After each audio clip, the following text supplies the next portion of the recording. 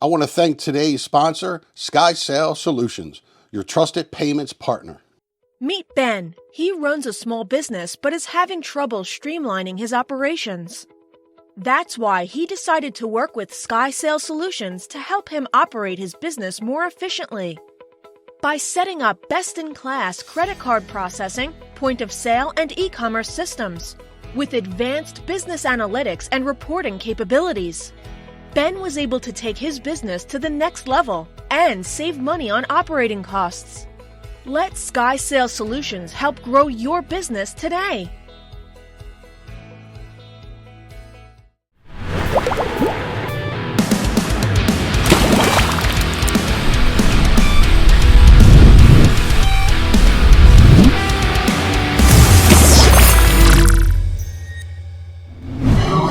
Hey, what's going on, everybody? I'm Sam with Outdoors in Maryland, and I am here with Lenny Rudrow from Fish Talk Magazine.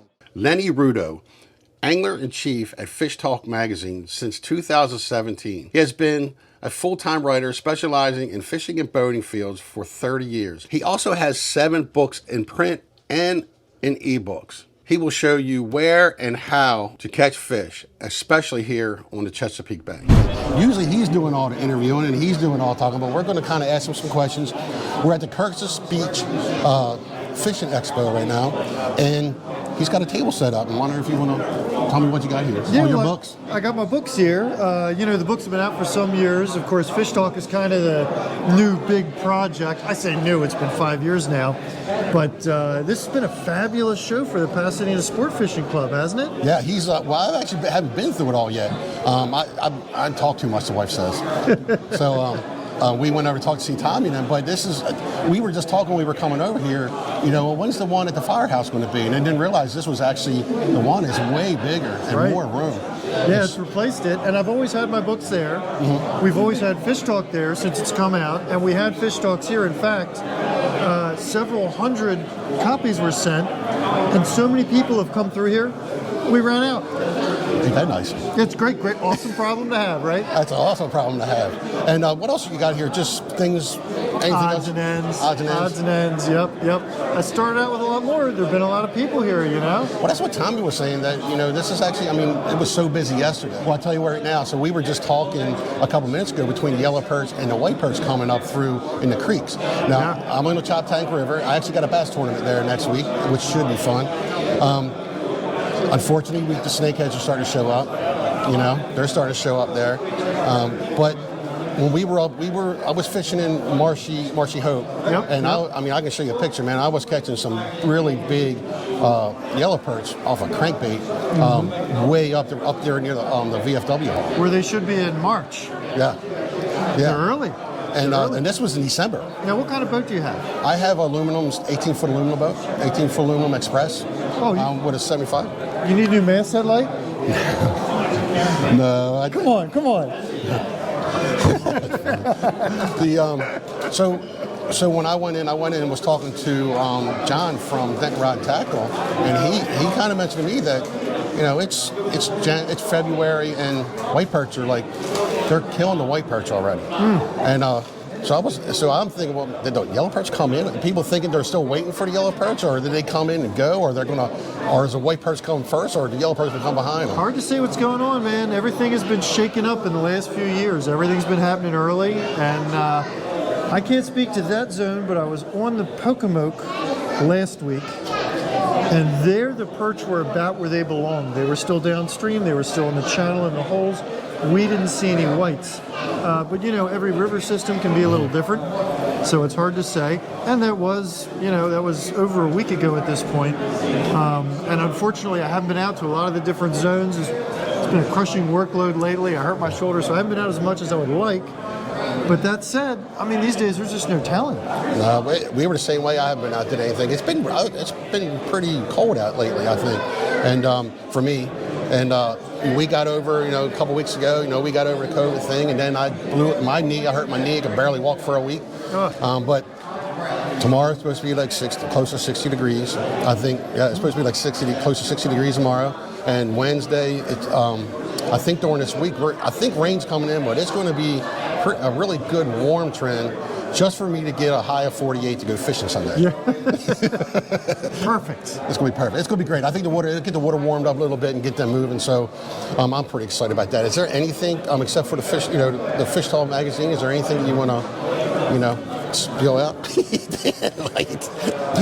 Nah, I've actually got, mine actually works. Usually, when you got a boat, you're always looking for something, right? But it's been really nice to meet you. Like I said, It's been a pleasure, man. Thanks for taking the time. I appreciate it, man. Absolutely. Man. It's awesome. And I'm here with Steve Mason with Beach to Bay Guide Services. And if you can see the pictures that we have here, you got everything from bull reds, cobia, rockfish.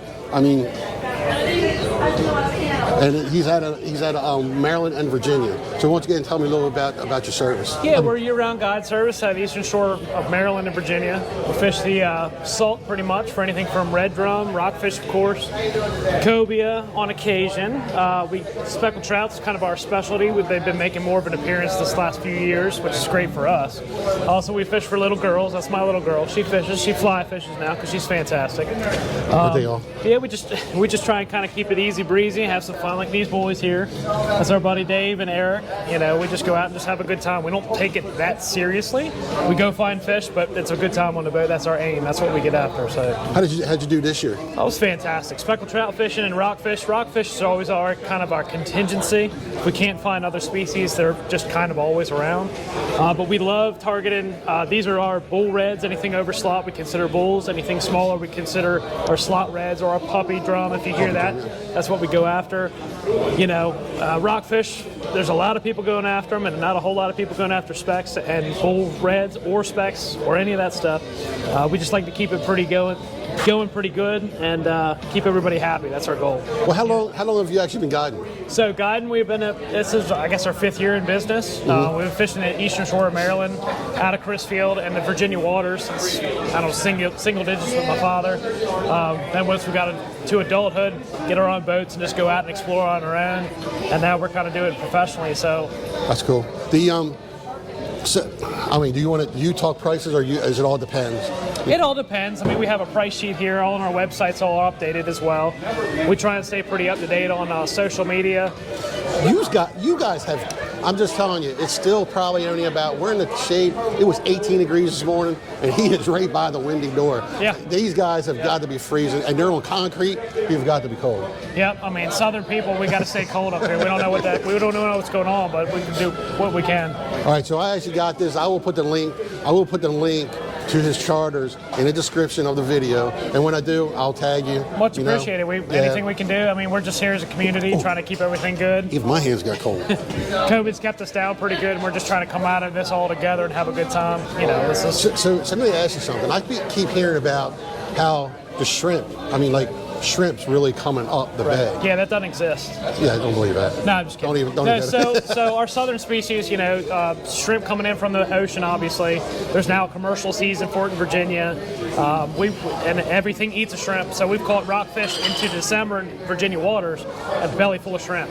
So our menhaden are compromised too with all the politics and everything going on in Virginia and the seine nets and everything catching them up. But there's other alternatives. They're eating crabs, they're eating shrimp, they're eating everything that's out there. They got to eat. They don't grow if they don't eat. So, right. Their drive is to go and survive. So, do they let you in there? Because I know eels are a big thing. Right. Are they restricted just like they are in Maryland? Or is it all the Chesapeake Bay? Again, our license is a commercial license, but we're held to a recreational standard as well. So we can't overkeep anything. The state of Maryland, they allow our clients to keep an extra fish per day, which is, it's my job to explain why it's good to catch and release as well. Mm-hmm. But again, if you're on the boat, it's your show. So I'm here to help out the best way I can and educate people on how to keep fish. Just keep for the day. Don't keep for the freezer. There's a lot of other really good things that you can eat fresh and not have to freeze it. It's the same thing back to like deer hunting or something. Fill the freezer. Well, it's not exactly what we're trying to do with fish. So, right. But again, I'm not going to tell you not to, but it's my job to kind of educate as to how we keep, Well, that's cool. I appreciate it, man. I appreciate it, taking the time. Thanks for coming through. Thanks for having us. Why not? We'll be in God's country at Eastern Shore, so that's we'll where enjoy we down live. there. I'll tell everyone my shoulders drop as soon as I get over that bridge. So. Every time. That's cool. All right, I'm with Brian with Old School Tackle Company out of Salisbury, Maryland. And we're going to let him go over some of his baits, what he has, colors. He's got plenty of colors. And it looks like about everything you can use for snakeheads. You can use it for bass. Looks like we can do crappie. Looks like we can do white perch, which are running in the rivers right now on Eastern Shore. Yeah, the white perch are already up. They're freaking up already. Yep. All right. We got everything for that, all the way through. If you're going for cobia, bull reds, you name it, we can run the spectrum. All right, we'll go up here. Kobe, you just start telling because you go, Mike. So we've got our mullet jigs here, triple colors. It's going to hold your soft plastics really well and keep the bait from sliding down, like most traditional jig heads will do. Here, look at that. Really nice. Really nice. And now all the guys I've been talking to, they're all local guys. I mean, you can go to the big stores, but some of these local guys are putting out some really, really quality baits. Yes, sir. Real quality baits. All right. Look at that. That looks like a cotton candy. What kind of? Yeah, it's kind of a play on electric chicken between the bubble gum there and the chartreuse bottoms. Love bubble gum. So, bubble gum when everything else when everything isn't working, especially when you're using for largemouth, throw that bubble gum sometimes, and that right there looks like a good color. Yep, and a lot of our baits, they are all naturally in the colorants contain UV. So if you put the black light on this, it's going to glow. Really? So I know UV is very popular in the angling community right now, and there's a heavy emphasis. A lot of the dyes that we're using on the fluorescent colors contain UV in it. So I'm not adding anything to the mixture other than just the dyes. Yeah. Man, that sounds cool. So we and these got are the same jig heads, or these? Yep, just different sizes. Just different sizes. Then we start getting into these are kind of new. These are actually eels. So you're talking about, yes, sir. That's a mini eel. That's a 6-inch eel. That's rockfish. That's rockfish candy. And if you talk to Kaz Kenny, that is also snakehead bellies there too. So they're chewing up the eels in the same water. So I'm more. Where's your I like the natural colors. There you go. Killer minnow. That's color. It's kind of a play on a chicken on the chain color. Now what he needs to do is that when you go out there, you want them the real big giant. Put your hand on that rockfish. one. That's a very dense plastic. That is very durable. That is. That's pretty. I almost don't know how to explain it. It's pretty like tough. How's it do? How's it last? She fished the Tangier Classic fishing tournament with me down in Crisfield, which is a 2-day event. She threw the same bait and jig hundreds of times, and that bait never moved. She never had to rig it, so that one bait lasted her hundreds of casts. How long you been in business? I've been doing this as a hobby for a long time. I grew up. So on my logo, that's my grandfather who taught me how to fish and taught me how to tackle craft. So when I started a business, I had to use his logo. But I mean, doing it as a hobby ever since a kid, launched it as a business. You start making it for enough friends, and enough friends tell other friends, and those friends tell their friends, and before you know it, you're like, I need a business license. Yep. And before you know it, you're sitting in your basement when you should be out fishing, you're spending I was in the basement. I have moved to a shop in the backyard now. Nice. So half my backyard is now my shop where I craft everything. So, yeah, it's definitely been a steady growth for the last several years. That's awesome. So I'm glad Dave told me to stop by because I know there's leisure lures. Was it leisure lures or I got it on? He did both of them. But that's cool. He's got multiple colors. Now what I will anything I will say when you come to the eels, I'm going to give you a suggestion. When you're going out there and you want to catch, I know you can catch some rockfish, but you want to catch rockfish, you need to make one probably about 12. There we go. How's 10? 10. It's not a secret, but you can't use live eels here in Maryland. But what you can use is something like this that actually will imitate an eel. Eel is like candy, anything like it. Eels for rockfish. Yep, and big rockfish. And it's closed that time of year because the eels are spawning at the time that the rockfish are spawning, so they protect the eel population by telling you can't use live eels to catch rockfish. Right. So that's why artificial eels, which is why we brought that up, specifically for that. And then as we were buying the molds, we were talking to Kaz Kenny about snakeheads, and he was doing his stomach surveys, and he was saying that they were finding small eels in the stomachs of snakeheads. Yep. So he asked us to do a 6-inch eel to try and get into that. And it's all Carolina rig that. And this is all the same compound. This is really some tough material. We run that same compound even as small as a 2-inch grub. Where's your smallest stuff? So we have some small 2-inch grubs here. It might be a little bit hard to pick up. Just your regular little tail. And then we've got a cranberry red. Very bad. I'll make sure I get everything going there. I'll have the link.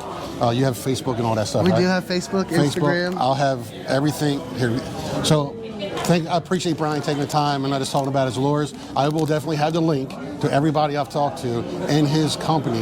They're all local. They're all guys, man, really could use the, hey, man, give them the business. They're making really good quality. I'm telling you, I'm feeling this. I don't know how to explain it, but that's a really tough. It isn't one that it seems like as soon as you're going to pull it, it's just going to, you spend $9 on a Senko, and a Senko, if you do it the wrong way, the thing just breaks apart. I don't care what anybody says. Right. I want to spend more time fishing, less time rigging. That's the motto of the business. So the more time my lure is out of the water, rigging, retying, putting a new bait on, is less opportunity for me to catch fish. So I built my business under that same premise.